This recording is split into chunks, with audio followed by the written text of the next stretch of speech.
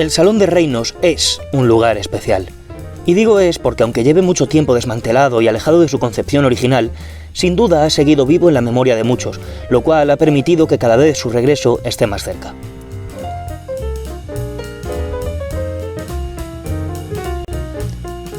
Definido como palestra imperial, el Salón de Reinos fue el lugar más importante desde el punto de vista ceremonial del Palacio del Buen Retiro.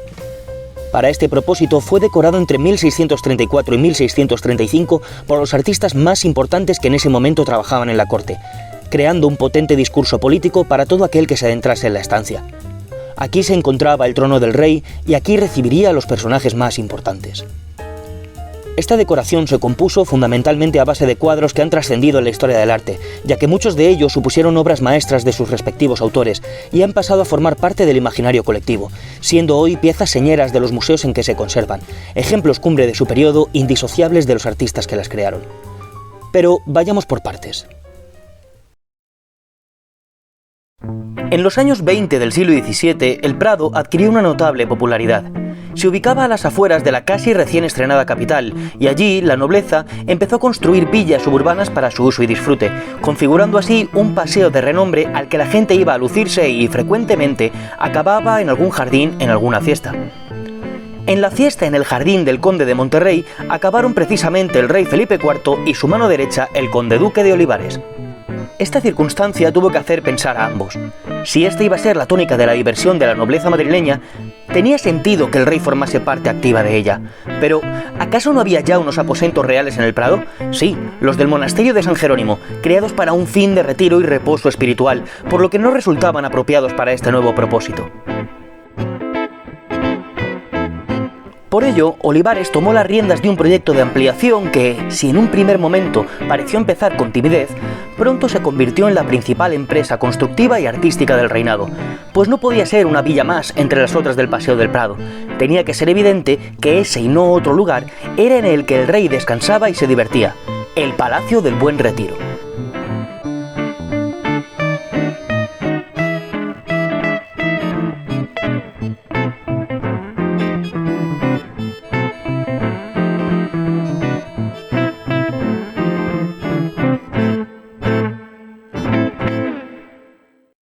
Además del palacio propiamente dicho, el Real Sitio se equipó con elementos como un coliseo, un salón de baile o unos magníficos jardines, salpicados con ermitas a las que trasladar las oraciones o las fiestas. Las praderas, los recovecos y los cursos de agua daban pie a infinidad de posibilidades, desde las representaciones teatrales hasta fastuosos banquetes, siendo un lugar de esparcimiento al modo de las villas italianas, pero adaptado a las costumbres hispanas. Así, se constituyó un espacio de representación y exaltación de la monarquía, un lugar que explicaba por sí mismo la grandeza y la generosidad de su titular.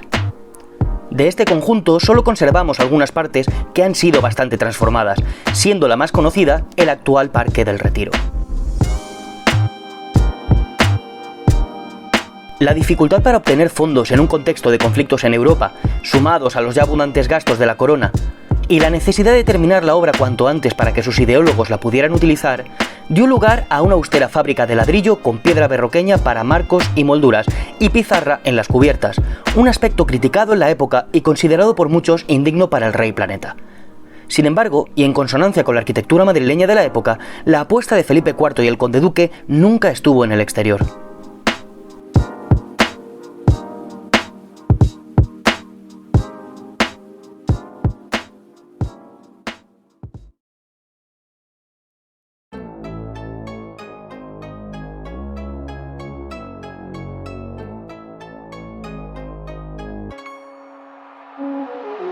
Entre los grandes linajes fue habitual representar de forma narrativa los momentos más importantes de la historia de la familia. Acontecimientos como triunfos diplomáticos, matrimonios entre dinastías o victorias militares que explicaban su recorrido y el origen de su poder actual.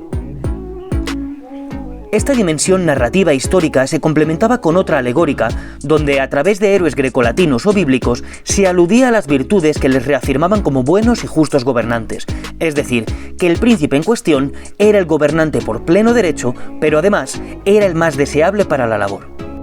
En el ámbito europeo encontramos ejemplos como el de Enrique VIII, Francisco I en Fontainebleau, los Medici en el Palacio Vecchio y ya en el siglo XVII el Banqueting House de Londres, o las pinturas de Pietro da Cortona para el Palacio Barberini o el Palacio Pitti.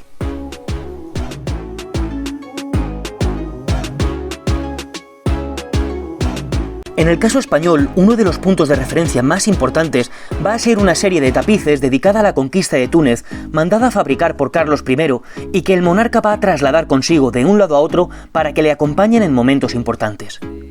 Felipe II mandará realizar una copia de la pintura, aunque imitando la forma de tapiz, de la batalla de la Higueruela ubicada en el Alcázar de Segovia para el Escorial.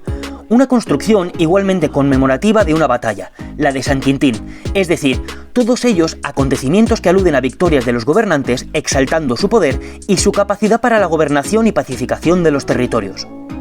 Si la guerra va a ser el hilo conductor, el fin más importante será sin duda la defensa de la fe, como quedará claro en obras como Carlos V en la batalla de Mühlberg y Felipe II ofreciendo al cielo al infante don Fernando, o alegoría de la victoria de Felipe II en Lepanto. Victorias sobre el protestantismo por un lado y sobre el Islam por el otro, que se exhibirán en salones como el del Pardo o el del Alcázar de Madrid. La intención será totalmente explícita en la pintura titulada La religión socorrida por España, obra como las anteriores de Tiziano.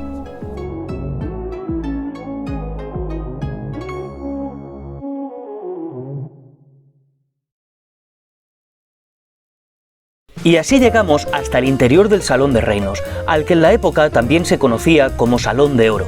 Sin embargo, prevaleció su apelativo en relación con los 24 escudos situados en la parte superior de la estancia. Estos hacían referencia a cada uno de los reinos alrededor del globo sobre los que gobernaba la corona a la que aquí se homenajeaba. Bajo ellos se encontraban 3 ciclos pictóricos con distintos discursos que convergían en la exaltación de la dinastía. El más numeroso de ellos se componía por 12 grandes cuadros de batallas que habían ocurrido durante el reinado de Felipe IV, distribuidos entre los muros norte y sur. Es significativo el hecho de que el protagonismo no lo tiene el acto bélico en sí, sino la capacidad diplomática de sus generales para zanjarlos de la mejor manera posible, sin ensañarse con el enemigo y mostrando magnanimidad, como podemos ver en la rendición de Breda de Velázquez. Aquí, Ambrosio Spínola, el general de las tropas reales, lejos de humillar a Justino de Nassau, gobernador de Breda, le trata como a un caballero. Claro que este mensaje estaba destinado a embajadores y visitantes foráneos, pero sin duda también a los súbditos que sabrían la gloria que les esperaba si cumplían debidamente su deber con el rey y con la corona. Esto no es baladí cuando hablamos de una monarquía tan grande que para su funcionamiento se apoya en el nombramiento de delegados y gobernadores, es decir, intermediarios entre el monarca y sus territorios. Para ello, es imprescindible su lealtad y así poder avanzar en una misma dirección. En este espacio se evidencia y se afianza una identidad de grupo. Esta idea de la mediación la vemos convenientemente desarrollada en el cuadro pintado por Juan Bautista Maino, donde el monarca aparece representado en un tapiz, aprobando las acciones de su general mientras es coronado por la diosa de la guerra y el conde duque de Olivares, como muestra de su indiscutible papel en la gobernación de los reinos. Situados entre estos grandes cuadros encontraremos otros de menor formato, realizados todos ellos por Zurbarán. Se trata de una serie de los trabajos de Hércules, y sí, aquí tenemos nuestra ración alegórica con la que se alude a la virtud y fortaleza del rey a través del héroe tebano. Entre sus múltiples tareas, el semidios combatió a Gerión, rey tirano asentado en la península ibérica. Tras vencerle, él mismo constituyó un linaje de gobernantes, por lo que se le quiso ver como el fundador mítico de la monarquía española.